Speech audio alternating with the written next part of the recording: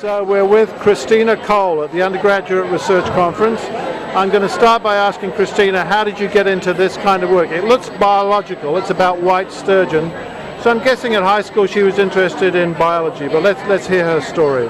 I'm actually an environmental chemistry major, and so this is a toxicology project. So in high school, what did you do in high school? In high school, I was actually really into political science. Oh, right, quite different. But I was also involved in environmental science in my high school, so I really enjoyed that. So that naturally leads into environmental science interest as an undergrad, right? Yeah, when I came to Pacific, I knew I wanted to be an environmental science major. So why not environmental politics? Why didn't you become an environmental policy person? What was it about the science that attracted you? I really liked the science a lot more and getting to actually do projects and work on research and not just read papers and write all the time.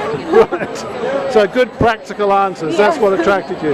Okay, so talking about good practical answers, let's talk a little bit about the research you've been doing on white sturgeon. Tell us a little bit about the project and what results you have. So our project was on an analysis of the contaminants in the prey items of white sturgeon. So we were looking at pesticides, PCBs, and mercury. It sounds like Deke Gunderson, because I know he's been working on this for some years. Yeah, definitely. So contaminants in white sturgeon. In their prey items, actually. Right. Oh, I see. Yeah, we were part of a larger project done by Kramer Fish Sciences. And our lab specifically was working on the prey items. Some other labs were looking at the sturgeon themselves, the biology of the environment, and other age and growth of the sturgeon. But we were specifically looking at the prey items, mostly clams. And we analyzed for 18 different pesticides that you would commonly expect to find, things like DDT, and as well as about 18 different PCBs. So what were your findings overall? So we found some levels of pesticides in nearly all of our samples. Only 2 didn't have pesticides.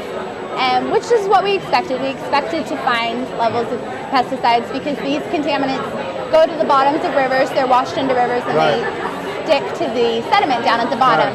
And then filter feeders like clams eat them and get the sediment or the contaminants inside themselves in their lipid tissue. So do you sense this is a serious issue for the biosystem?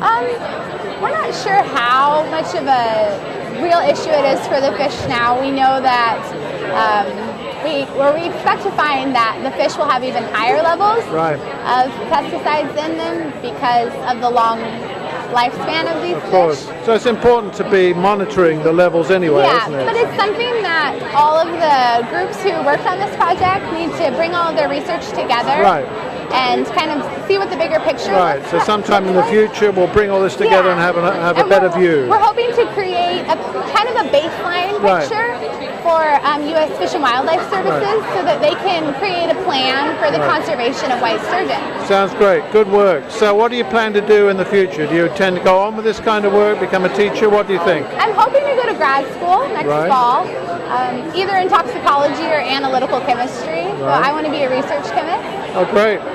Where do you plan to go to grad school? Where's your number one bet? I haven't decided my number one pick yet. Harvard, Yale, Stanford? No, most definitely not.